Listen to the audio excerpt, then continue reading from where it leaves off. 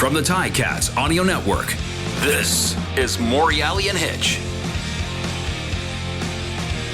All right. Good morning. It's an early morning. And welcome to the Morreale and Hitch podcast.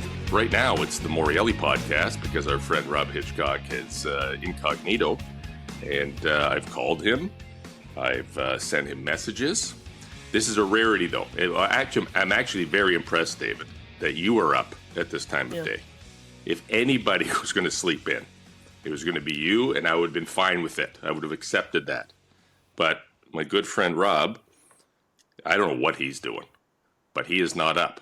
But we have a very special guest today. I didn't want that to stop us from getting to what we needed to do. So today's a good day. Ticats are in the playoffs again. I think the 9th year in a row under Coach Steinauer. There is a sight towards the Grey Cup now for sure. And, you know, the summer season's over. Football season's ramping up. Big playoff run ahead of us. And it's amazing how from the start of the season to now and the ups and downs, all that matters in the CFL is making the playoffs. So it's an exciting time to be a Ticat fan. It's an exciting time to be a football fan. And I'm hoping it's an exciting time to be a Morreale and Hitch podcast fan, even without Rob. It'd probably be more exciting, to be quite honest with you. We have a guy waiting here today. Rob's going to be so mad I'm doing this without him, but I can't keep this guy waiting. He's a busy man.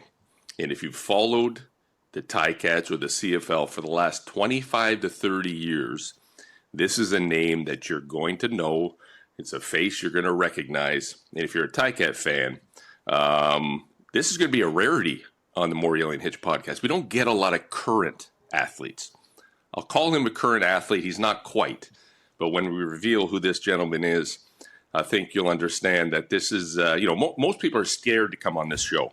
If you're, if you're still playing or you're still around the organization, but not this guy. We're really excited to have the one and only head coach of the Hamilton Ticats, Orlondo Steinauer. Oh, welcome, my friend. What's up, man? Hey, listen, this is awesome. First of all, thank you for coming on the show. You'll notice I'm by myself because Rob slept in, I'm sure. I know. 100%. I already know. First of all, unless we're starting with a shot of Patron, we don't have a shot at this thing. Not a chance. Not a chance. Nobody there to help him out of bed. That's the problem. He can film from in there, from bed. I thought so. Well, you got your Timmies already. Yeah. Okay. Got the sponsor ready. Okay. So let's talk about that. Okay. Let's talk about that. When did you start drinking Tim Hortons coffee? When did you start drinking coffee? Great. That's a great conversation starter. I start drinking coffee. I'm late. I'm like the 1% of the world. Like, I didn't even like the coffee bean aisle growing up. Like, it stunk.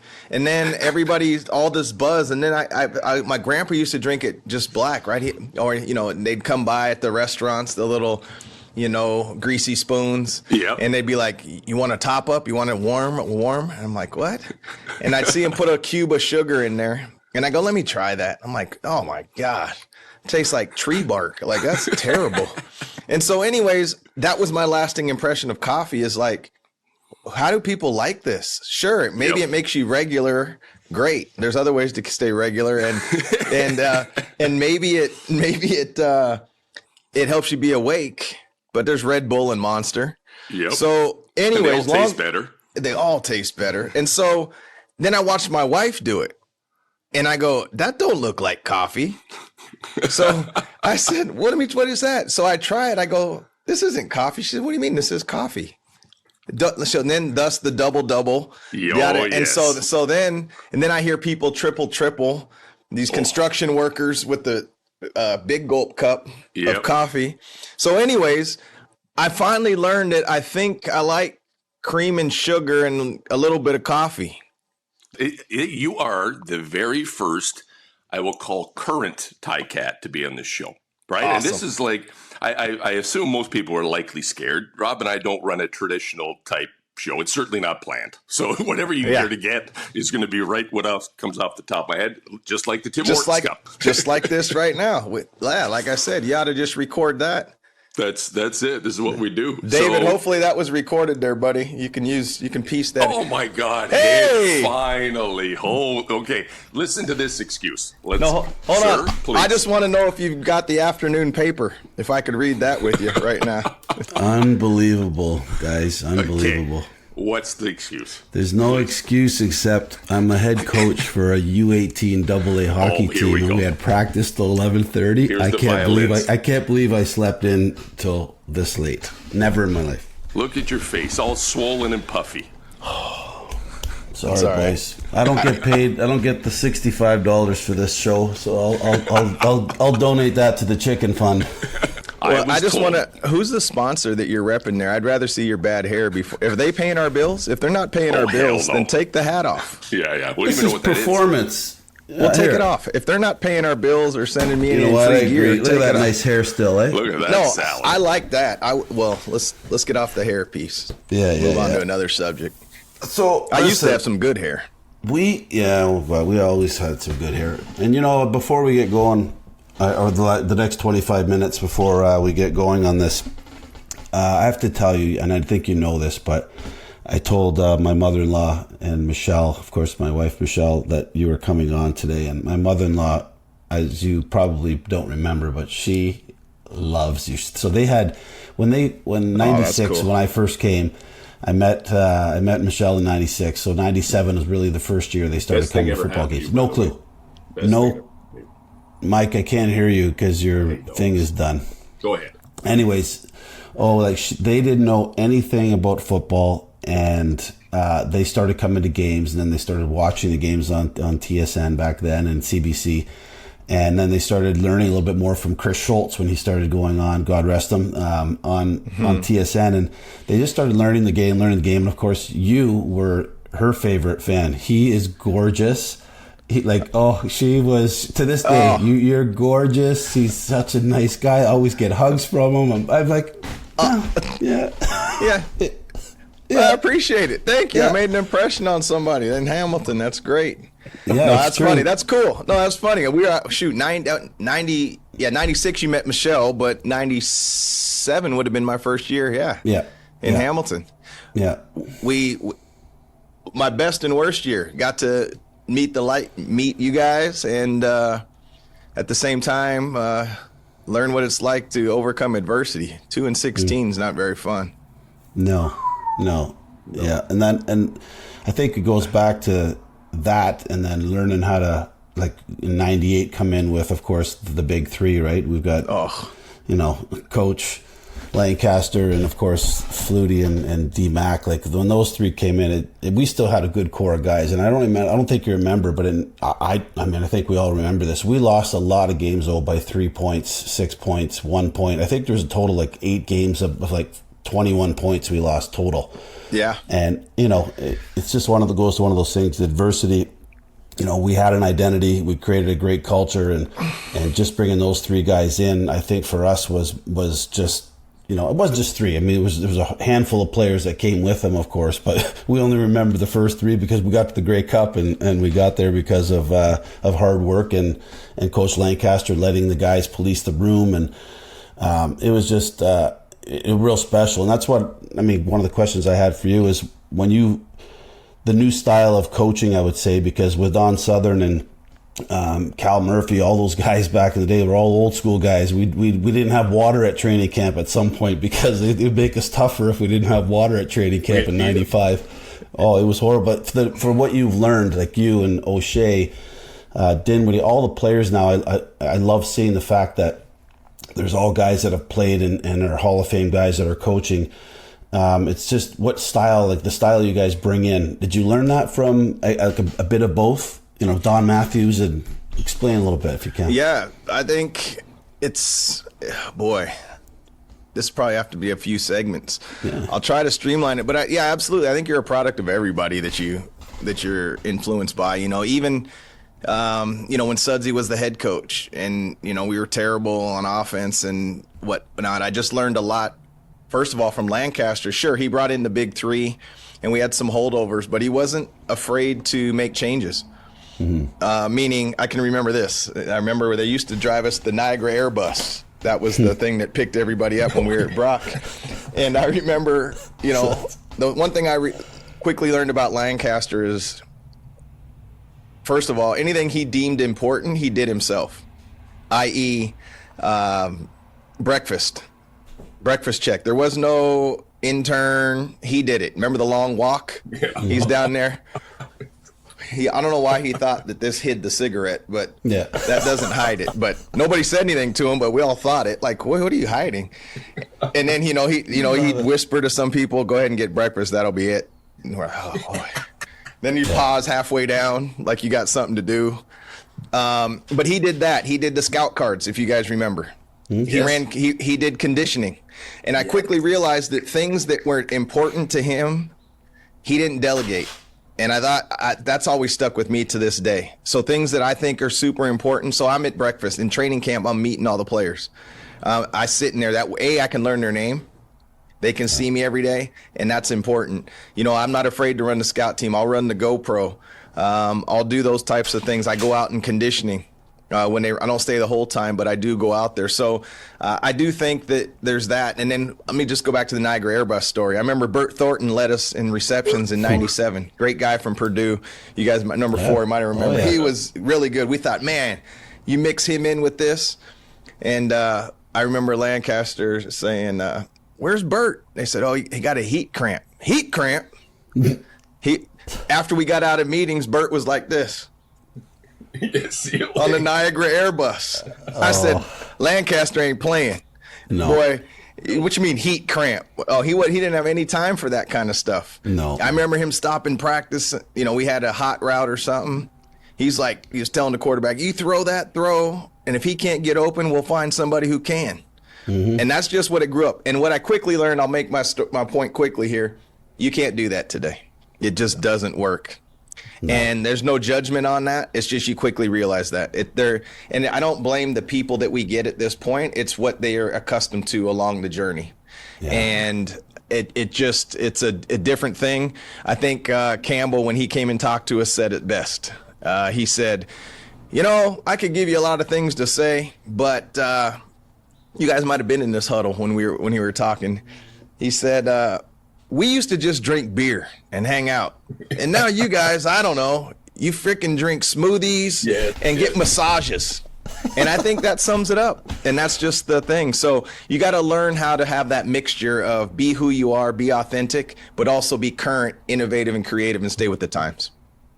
Yeah, well said. That's, you've proven it, buddy. You've proven it. We've watched it. We've watched it for a lot of years, and we were sad to see you when you went back to Fresno, but we were happy when you came. Fresno, right? You went to Fresno? Yeah, Fresno State, and then when you came back, we heard you were coming back. We're like, this is going to be awesome for the team, exactly what they need. But yeah, we're so happy for you. We're proud of you. Appreciate it.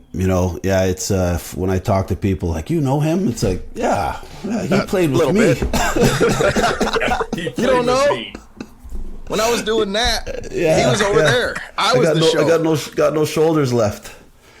Oh, man. Damn cowboy collars didn't work after all. Oh. Can you guys hear me or no? No, What's not that? Really, Mike. Can you guys hear me?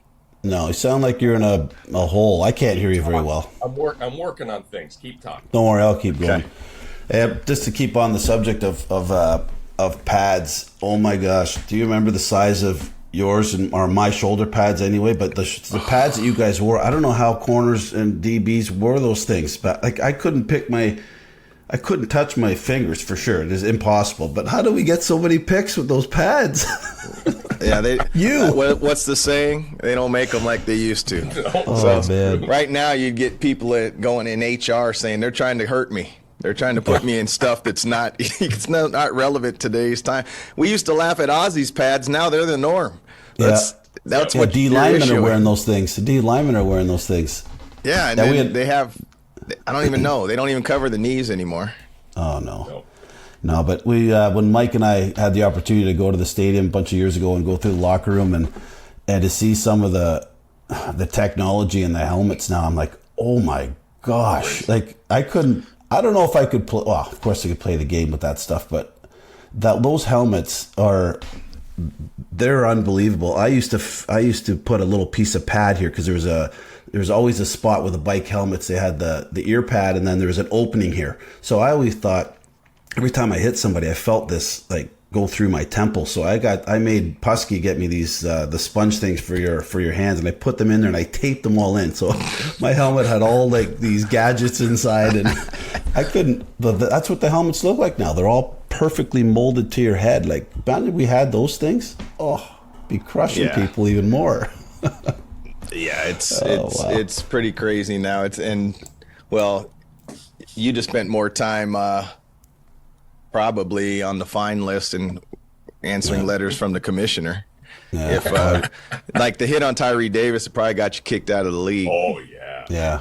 But he brought it on himself. He brought the broom out, and it was funny. Like I say, hunting's fun until the rabbit has the gun, and then it's no fun. So that's what happened. He had all the pregame antics, and then all of a sudden his right arm was stuck at 90 degrees. Yeah. That's a tough living. As we said, get the gator. Yeah, get the gator. And he was still, when he came back at the end of the year, that was the funny thing. He came back at the end of the year, he was still beaking off in Montreal when we played him in the playoffs. He was still beaking. Yeah. Yeah. And then the next year, remember? He comes to our team the next year. Yeah. And no, I don't think you remember because, were you with us when he came? Yeah, no, I wasn't with us. I was gone. Yeah, that's right. So the next year, you like this story. He comes in, and we had a couple of characters. I forget who it was. They did a stick person, and they taped it in his locker with his elbow, with his arm sticking straight up in the air like he was knocked out cold. Just to remember that he came in. How did he take that? Was he over it by then? Wow, I don't think you could be. It's a tough room, man. You know that. It's a tough room. It's a tough room. Man. It's a tough room. So speaking of tough room, now that I got a few minutes while I got my mic, whatever, get 2%. So I was excited. I've known you for a long time, 25 years plus. Yep. And I went to the first Tiger Town meeting this year. Rob, you weren't there, of course, because God knows you had something else to do. But you spoke about your life growing up, and I heard things come out of your mouth I'd never heard before, and it was kind of your journey. It was really impressive here. I don't want you to I don't expect you to rehash it, but it's amazing when people come here, right? When our teammates come, we adopt each other, and we live together like that. That's what we've done, and we did that very, very well, which obviously accounted for what we were doing on the field. But you sometimes forget what it took to get there because everybody has their own journey. But your journey was long, and it wasn't easy, and football has kind of been your life, right? And I think you were talking about your grandparents and growing up and all this. What drives you? Like what because being a head coach ain't easy. There's no way it's easy. Yeah. There's no way it's easy, right? Because you got a 50-50 chance you're going to be happy or you're not going to be in a good mood, right? And the week's going to suck. So what has that journey been like? And are you in the place you've always thought you'd be? Yeah, no, those are awesome questions, and that's probably a 6-beer conversation. Yes. I would say that everybody else saw me in this seat before me. When I came to join you guys after, the Ottawa Rough Riders folded, I didn't know. I only played special teams there, and I ended up in the expansion draft. I don't know what I was taking, 12th or 13th. And fortunately, Joe Moss got to see me in Ottawa, and he came in 97. And I just wanted to make plays. I just remember Sudsy. There was like 18 DBs. They just traded for Gerald Vaughn. E. Carter was back. So I'm like, oh, damn. Then they brought Will Height. I'm like, well, looks like, I'm just in training camp. And I just remember Sudsy, all he said, and we brought everybody up at Brock, was if you make plays, you'll be here. Break it up. So then I broke it up, and I'm like, holy cow, there's freaking 20 DBs. And, a couple of picks later and whatever, Greek came up to me and he goes, Greek. Yeah. Shark bite. Yeah. Oh, boy. That's for another thing. He goes, yeah, Sudsy, you better move to the other side. Because I was just lined up behind Eric. I don't know who Eric was. Anyways, so the rest was history there. So I guess where being a student of the game came, guys, is just I never ran as fast or jumped as high as anybody, right? I was always a 4.5 DB.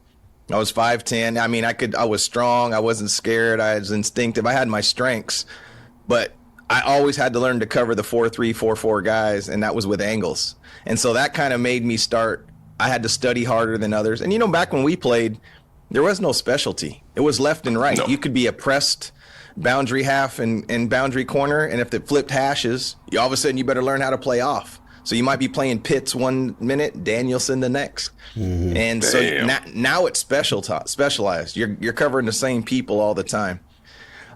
So, I began at the end.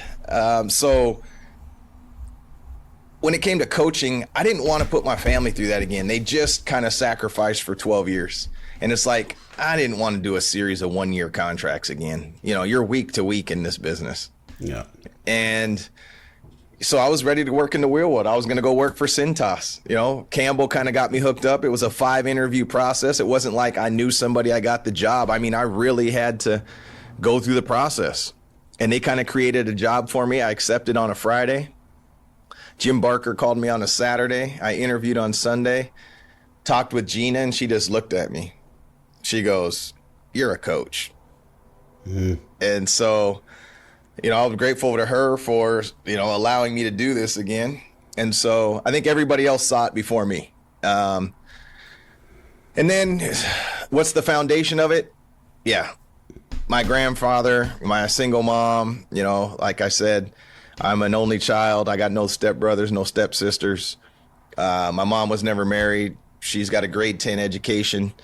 And, she really gave me everything that I had, as I always say, and that was love. That was really it. Because I woke up to an empty house, came home to an empty house. Wow. And my grandparents filled the void on the phone, and they were always there supporting me. But my mom was always driving me. She was Uber before Uber was invented. And all our parents that rip and run us. You guys played hockey growing up. The ice time's the ice time, Yeah. And somebody's got to take you there.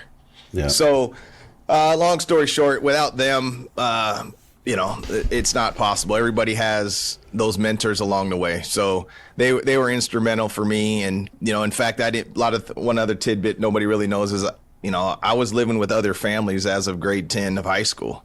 So I've kind of been, since whatever age that is, 16, so, but they were awesome and helped mold me into the hardworking. And I think the ending part is, what drives me. It's as crazy as it sounds, it's the truth. I just always looked at I always had the mindset just to be the best version of myself I could, and not as a cliche, not as a slogan, I was always challenging myself because I knew somebody was always going to replace me. And with that being said, I truly loved it when you and I would battle in one-on-ones in camp, but then you'd do the DB in the game the same way, like bop, bop, bop. Like when I talked with Hitch and he says in 4x1, we're going to run box. So I'm going to be over the top, jump that. And so when you guys became all pro and did those things, that really is what gets me going. That's why I do what I do. When Osh was all pro, when Kevin Ivan became all pro, when Jordan Younger, Cliff Ivory, like I had led the league in tackles at free safety. I led the league in picks. I've been an all-star. I've done those type of things. And at that point, it was like, if I don't raise the water level of everybody else, I won't know how good we can be as a team. So you say what motivates me? I have 2 teams. I have the staff, the personnel, equipment, therapy. I want them to be the best version of themselves. That's my team off the field. And then I have the team on the field, and I want them to be the best. That's why I get up in the morning. Well said, man. Awesome. That's that's good. That's real good, buddy. I heard that. I didn't know that journey. This is my thing. I knew right? of it, but I didn't know it. Like people. That. You live with people. You work with people. Like them. Like what's good. What's bad, and they vice versa. But you don't really get.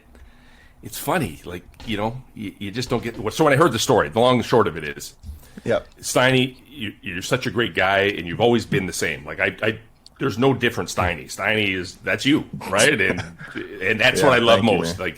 You're just a genuine person. And Hitch and I, we've spoken about this on the show, and this goes for everybody that Hitch mentioned in the beginning. Osh and the rest, Kahari and all those guys. We just knew you guys would be amazing coaches.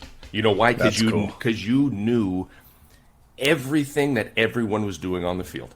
Yeah. Right? That's what you knew. Yeah. So, you just were a student of the game. They say, what's a student of the game? It's somebody who dives into it and lives, breathes, and understands the game. And most students of the game, in my opinion, like the people I've mentioned, including yourselves, are likely the ones that maybe don't even need to be students of the game. But they love it so much that that's what drives them. And that, combined with the natural ability, creates superstars, Hall of Famers. You're a Hall of Famer for a reason, right? Yeah. And that's why. I appreciate that. So what's up for today? This one, 9 years coaching in the CFL and nine straight playoff. What do you call it? You made the playoffs. Appearances, Thank Mike. you. Appearances. It's still early. So that's that. I'm not sure there's any other team in the East that can say that. Is there? Honestly, I don't know. I'm Yeah. sure Montreal had a great run there in the early 2000s. I'm sure they're in that neighborhood. But, it's funny when those type of things get brought up, you don't realize it. It's just, man, you just, it's like us. It's like we were never, when we won those Grey Cup, or we won the Grey Cup, and we were back-to-back, I think our best record might have been 13-5 or something like that, maybe 12-6 one year. And when you really think about it, that means you're losing a third of your games. Mm-hmm. But we were dominant. Yeah. If you really, internally, we were dominant. We might have slipped up, but there was never any never's too strong, but very rarely was there anything internal. It might be hey, pick your stuff up a little bit, or we need to practice harder or whatever. Or Sudsy would do it for us. Yeah. That's the other thing. There was high accountability there. But when we lost, it was just okay, all right, let's shake it off, and we just keep moving. And so I guess that's kind of the same thing when all of a sudden, when I look back, it's okay, yeah, that's expected. But actually it's not, because there's 3 teams every year that have what we call the glad bags. Yep. And you don't want the glad bag at the end of the regular season. You don't want it at all. But if you don't have a chance, everybody's putting in the same time. Coaches, therapists, trainers, players. And to not have an opportunity to be etched in history is a jagged pill to swallow. And, fortunately for us, that didn't happen. And it hasn't happened, since I've been in this coaching realm here in Hamilton either. Yeah. So you got three games left, right? You got 3. You got Saskatchewan, BC, and Montreal. Correct. So you guys start Saturday night in Saskatchewan. So Mike's gone. Yeah. And so I guess not even a question, but there's a shot for the home playoff game, of course. Yeah. So you've got 2 pretty tough teams. I know Saskatchewan is. Are they in the playoffs, or are they still fighting with? Because I haven't looked at the out west too much in the last couple of weeks. Yeah, I don't think they've exactly clinched, because I think there's a threat of Ottawa could still mathematically cross over. I think Calgary can still make the playoffs, and so I think some of that's being formulated. But I think they're in a favorable spot to get one. Yeah. Okay. Well, that's good. Well, so just on that note, we've got a lot of fans, out in Niagara here. A lot of my buddies that watch it. A lot of them came down to. It's just one of those things. They always ask me, right? They're always like, "So are they going to get a home playoff game, or are they going to get to the Grey Cup?" It's guys, Jesus, it's one game at a time. They got to go win it. They went out. They got a great opportunity to play a home game. That's right. But at the same time, quarterback wise. We've talked about it with so many different people, and what we feel like Mike and I talk about, every single week we have a little segment on you guys. We just talk for a few minutes on, hey, the defense isn't gelling that week, or the offense wasn't scoring points, or special teams wasn't 2 out of the 3 phases winning games. And so we talk about all those things, and nice, and having, of course we don't want to get into it, but your quarterback, you signed a great quarterback this year. He gets hurt. And you gotta, it's one of those things you got to move on from it. And again, I'm talking from the beginning of the year. So you move on from it, then Schultz gets hurt. And I'm not that we're not answering any questions here, just kind of going on what happened this year. And then you get Powell in, and you know what? It took him a few games, and I tell you, Mike and I talk about it. The guy can play, and he's there for a reason, right? Because he can play the game, and you're hoping that he could go in and do it. Now is you don't have to say anything if you don't want, but does Mitchell have an opportunity to come back? He looks like he's moving okay. Is it something? Again, don't even worry about answering it if you don't have to. But quarterback wise, I think we're still good, and no one's throwing the towel in for you guys, because that's the way it was, 6-7 weeks ago. Oh my God, they're not going to make the playoffs. So what's your take? And yeah, no, it's fair. I mean, the one thing, do I think Bo has an opportunity to come back this year? Absolutely. Yeah. I do. And that's because I can see what's going on internally. There's just that, for example, it'd be like a high ankle sprain. He's going to come back, but everybody responds different. Sure, you can do a cortisone shot or you can do this, but, everybody responds different, and every position group is different, right? So a high ankle sprain for a D lineman is going to be different than a receiver. It's going to be different than a DB. So that's why it's just not like this, there's the scientific timeline. There's a healing process that has to go through, and that's been met. And now it's, there's got to be confidence. There's got to be reps. But you guys know there's only so many reps to go around in practice. So for every rep you give Bo, and he's not going to play that week, you're taking away from the guy who's going to play. Yeah. And that's just the hand we're dealt. But, dealing with 3 quote unquote healthy quarterbacks is a lot better than not having any. And that's not to throw a slight at Pipkin or Glass or the other guys that graciously stepped in and knew they weren't going to be a long-term solution for us. We're grateful that they came in. But, they kind of knew when we got healthy, we'd be moving on in a different direction. So, I do think Bo will be back at some point. Matt is almost a miracle story. Mm-hmm. Yeah. Career, you thought maybe his career, let alone the season, and then all of a sudden he's walking around in a brace, a hip brace, if you can picture that. It looked like a damn dog girdle or something. I didn't know what the heck was going on. I go, that can't be right. That thing there looked like a harness. And all of a sudden he's, I feel pretty good. And the doctors are shaking their head, and it's almost like, those miracle stories that you hear, when people are sick. It's like low percentage, but he happened to be that 1%, 2%. Yeah. And so he's out there. So these are great options to have. And Taylor's unbelievable. Yep. There's very few quarterbacks that play early and play well. Yep. And they just don't, and, there's very few rookies that do that. I think Tyreek McAllister is another guy that's come on the scene, and the game hasn't been too big for him. And he's played early and played well. But, that quarterback position, you guys know, having been in meet, especially for you being in those huddles, Hitch and I were always scheming to get to him and change things up. And, boy, I think the thing, if you just take a day in the life, like it's hard when, you get smoked back there.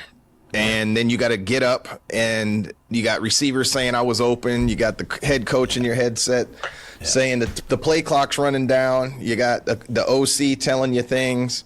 You're trying to call the protection. People just think it's drop back and throw. Go back and hand off. And you can say, that's what they get paid for. Totally, duly noted. But you still have to do it. And then you got to get up again. And then you say, why didn't you scramble? Well, he couldn't see straight. And there's just so many things that go into it. And then you add a guy who's grown up playing 11-man football, and you add the 12th guy, and all of a sudden there's 4 off a side here, 4 off a side there, and watch for this. Oh, the middle's always closed, by the way. The free safety's always in the middle. Can't say enough great things is where I'm going, fellas, about Taylor. It is not easy, and it's easy to critique. There's experienced quarterbacks that stink. Oh, yeah. Stink it up at games, and they get a pass for some reason. And then all of a sudden when a rookie, it's like, oh, he can't do it. No, hold on a minute. So hats off to Taylor Powell for helping us get in this situation. And he may not be done. Yeah. Right? No. It's just sometimes it's time to pass the baton, have a squint from the side for a second. he may be the guy to lead us to the Grey Cup. You don't know. We don't. I think we have 3 great options, and Loxley's done a fantastic job in our short yardage package. We were very below average last year, and now we rank amongst the top. People don't realize how big of a role that really plays. 3rd and 1 isn't a given. Oh, they're a yard off the ball. No. It's not. And that we can show you the stats to prove it, that it's not a given. So we love our quarterback room. Well, awesome. you should. I look at that. What Powell's done, and I look at, how does he carry himself, right? I don't really judge whether he can throw the ball, run the ball, which he does very well. How does he carry himself in those difficult situations? I'm so impressed. Like, from what I can see, I don't think I've ever seen him hang his head, sulk, be negative. You're closer to it, but wow, it's sometimes as a coach, or a GM or both, when you look back and say, you can actually look at this as a positive and say, wow, this guy's getting reps that he likely never would have gotten for 3 years, maybe more. And we've seen something in him rather quickly that this guy could be the guy. Like, you know what I mean? Yeah. You don't want the season necessarily to do this. You don't want to lose your number 1 guy, lose your number 2 guy, have a third come in. But in hindsight, we've gone through that when we played, and the drop off from 1 to 2 and 2 to 3 was enormous, right? And in certain situations. So to see you be able to battle and fight and the team rally together, what was the feeling like when you clinched the other day with a victory? What was that like? Yeah, wow. It's really tough to describe. It's something that you have to feel, and I know that does nothing for the listeners and everybody out there, but I think the biggest thing is it's truly an organizational thing. Like, these therapists ride the wave too. Mm-hmm. Yeah. The owners ride the wave too. The city, you guys do. The players, yes. I mean, the locker room was ecstatic, if you could picture it. I walk in there. I'm usually the last one in because I like to let everybody get in the locker room, or most everyone. And they've got the music going and whatever the latest dance, whatever they're making up. And that's all the hard work. That's the waiting room, what everybody would refer to as the practice roster, players doing their part. Mm-hmm. It's the coaches, the equipment people, seeing Drew high five and be happy, seeing the personnel department breathe like we're going to get a crack at a championship, because that's everybody's goal. And it's not a given. And it has nothing to do with how Hamilton did in free agency and how this and how that. Man, this football team found a way we had a punter and a kicker leave. Wow. I mean, we can keep going. And we didn't flinch. Yeah. We didn't flinch. We just adversity, man. Love period. it. And you keep going, and you can talk about it or you can be about it. And was it easy? No, but it's not just next man up. Like, we're talking about our kicker, who was the best in the league. You're talking about a punter where there's different timing and snaps, and it's just not that easy. And we didn't sign up for easy, and that's cool. And we're a no excuse, positive mindset group. Internally, nothing's ever 100%, but we're trying to be 99.9 as much as we can. So as you can tell, everybody was excited, ecstatic, and ready for the next challenge. And we got a huge challenge this week going into Sask. Their crowd is ridiculous. They have tons to play for. But you know what? I like our guys. I like how we're built. But talk is fun. The lead up is fun. Yep. There's this thing that you have to do. It's called play the game. You bet. Yep. And it's Thanksgiving weekend. So, bring home a win and have some nice turkey on the weekend, and everything's going to be perfect. Yeah, it's going to be well, you know what? A perfect example, you guys lived it. You would know it a little bit, or if Hitch, you would know this a little bit better, but you remember Calgary talking all week in the Grey Cup 99. And I was kind of waiting to see, I wasn't, I was vocal internally, but I wasn't the guy to go tell the media they can go, fly a kite. Yep. Yeah. That wasn't mine. We had players that had that role on our team, and I was watching them, and, you get the newspaper at your door. Back then, Yep. you get your newspaper out your door at the hotel, and you take a little squint through the articles, and nobody's saying nothing. Crazy. I'm like, oh, but we never huddled up and said, keep your mouth shut. No. We didn't do anything, and it just kind of happened. And I remember Tony Ankins caught this huge deep ball in practice, and in the dome there, and I don't know why I have this vivid memory, and there's no way you guys will remember, but I saw an authentic joy from everybody. The defense even said, great catch. Everybody was high-fiving. I was like, there's something special going on here. Mm-hmm. And then, of course, Tig's infamous pregame talk. That's what I loved about Lancaster. He knew his lane. Calvin, get him going. And he'd fix the bill on his hat and make it perfect. Calvin, get him going. And he's just like, all week, he was fired up. All week they've been talking. And it didn't Cummins jump in at the end to try and add some at the end. Yeah. We were already heading out the door. Yeah. And then, guys, we got you, Jeff. Just snap the bulb. Anyways, Jeff had his role, though, too, That's right. And, and then they introduced the defense that day, and the offense was okay with it. Yep. And that was how it was built. And, well, hell, before you could get a can of beer open, it was 21-0. Yeah. If you went to the bathroom, you missed a lot of good stuff, and that's the makings of a great team there. Yeah. Hey. Just saying 12, 13 years we play in this league, and on some great teams and some not so good teams, but I could tell you that the not so good teams had the same camaraderie, the same players. You still battle together, but that 99 team, again, people ask that as well. It's like you just can't explain it, the room, how dynamic that room was. With the way we were with each other. Like I tell some of my guys, my U18 hockey team, I said, you guys don't have to hang out with each other off the ice, but when you get into this change room, you guys are family and you better hold each other accountable.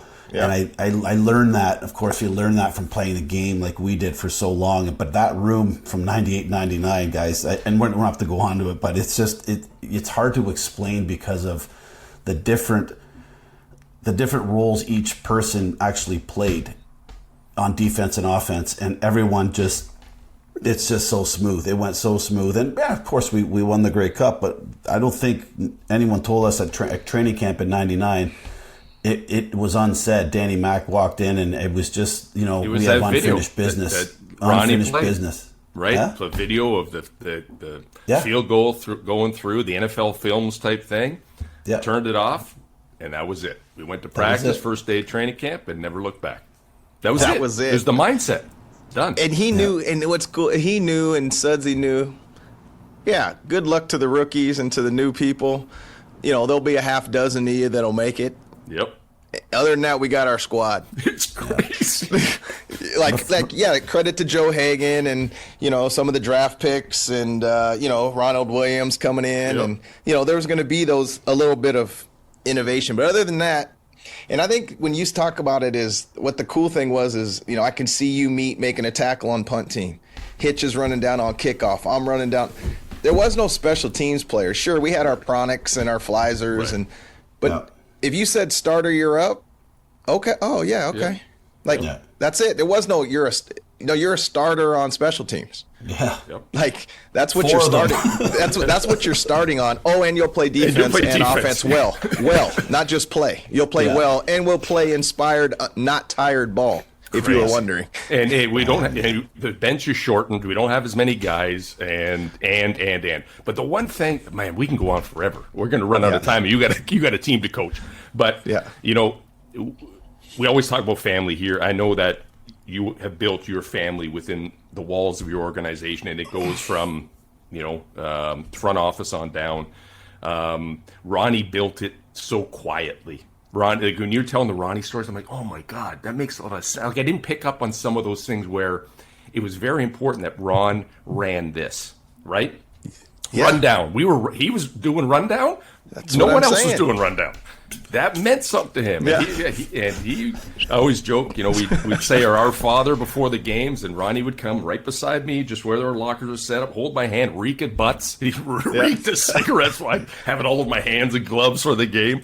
But absolutely, he had his things, and man, it's these are good days. Now, please just do one thing for Rob and I. It's not a very tall task, okay? Let's do it. Can we get a Grey Cup because we're tired of being the last guys. I'm sure you'll agree. Yeah. 99's a long time ago. So we got your back. Put it that way. We got your back. No, I appreciate it. That's the goal. That's the goal. 100% every year for sure. Go ahead, Ron. And we do tell all of our guests. We tell all of our guests every week that, and not that you need to because you get everything free anyway, but just walk into the Ticats store and take whatever you want. It's on us. Don't worry. Once you're on the show, not a problem. If not, say it's on Matty. We told Cheatwood. We told Cheatwood this, and I think he might have went in there and started grabbing things. We're like, and I'll bet you Denise just hit the red button. Yeah. Oh, we got one. Yeah. We got one. She's been here longer. It had to have happened. We've told 10 people, just go right in the Roar store. Matt won't care. Just go in and take whatever you want. Oh my God. I hope that they're not doing it. Hey, before we go, Steiny, we go. Sure. We see a lot of guys come and go, and it's been great the last couple of years, more than the last couple of years, to have guys like Rob and Danny and Darren go up on the wall, and it's been like a reunion for us. I know you're playing. You never get the chance to get into exactly what we're doing, but somebody came back a few weeks ago for Flutz's induction. When I saw this guy, I was blown away. When Eric Carter was there, I was like, what? And he said, no, I wanted to be here. I heard Darren was going up, and I needed to be here. I'm like, man, I hadn't seen EC in so long. You mentioned him earlier on. Stuff like that. Like when Archie shows up here one day. Oh, the house will fall down. I'm waiting for that day. Me too. I am waiting for that day. It's making the hair on my arm stand up. I'm not joking. I got goosebumps because to me, that like here's a guy who grew up way different than me in San Diego and did way different things than me in the off season and he's like an absolute brother to me. I love him. Yes. And I love all the guys. But you know what? There's certain guys, and you had your guys on your side of the ball, and I had them on my side of the ball, and collectively we had them both. But that to me is the best memories over anything. Hey, EC, there you go, buddy. E. Carter. Yeah. They call me Shut Him Down. Wow. He can still play. Look at him. He's still jacked. Hey, when he showed up, I let him speak to the guys, and I told him, I said, now I don't know what's going to happen here, but E, you got the floor. Oh boy. He was outstanding. Was he smooth? You know? He must have been just smooth too. He was smooth. He's in a different spot in life. He kind of told people how he got where he was at, and he, obviously talked about Sudsy and everything else. And I won't go into the whole diatribe, but he was E. Carter. Put it like that. Beautiful 11 on kickoff. Yeah. Everybody used to call L1, Joe, 2, 3, 11. Beautiful 11. What jersey number did he wear? What number? You know exactly what he wore. 2 of these. Okay, that's how we're going to finish this show. I think, Steiny, you've done an amazing job. We're very proud of you, my friend. I know you got a lot more work to do. Best of luck to you and the team and the coaches. We're going to be cheering you on. Thanks for being on the Morreale and Hitch podcast. It's amazing we actually have a podcast and get through it on a regular basis. But on behalf of myself and Rob and Coach O and Butko, who I can't even believe Butko got up. This is a rare feat. I felt like him today. Look, same hair. Yes. Yeah. Look at that. It's good. Look nice lampshade. Lampshade tilted. Who knows what happened last night? We don't. He's got a lint roller. He's got a lint roller. Move over. What's the lint roller for? That's awesome. And look at this little keyboard. I said, you need to make us theme music for this show. Yes. What's wrong with you? Come on. Come on. Hold on. Go the other way, Butko. I think I saw a smoke alarm. I told you. I thought I saw a smoke alarm there behind the neck. We had this conversation on a previous show. I'm like, why is there a smoke alarm on your nightstand? It's hot. It's hot. It's because of the prees before he goes out. He's in the basement, eh? He's in the basement. I know why. He's smoking darts in there. He didn't want the alarm to go off. That's what happened. And there's some foam padding there too. I don't know. I don't want to muffle the screams. Anyways, with that, we will go, everybody. Good luck, everybody here. Morreale and Hitch podcast. Love you guys, man. Have a great one. That's another episode of Morreale and Hitch on the Ticats Audio Network. Have a question or a comment for them? Email us at mnh@ticats.ca. That's MANDH@ticats.ca.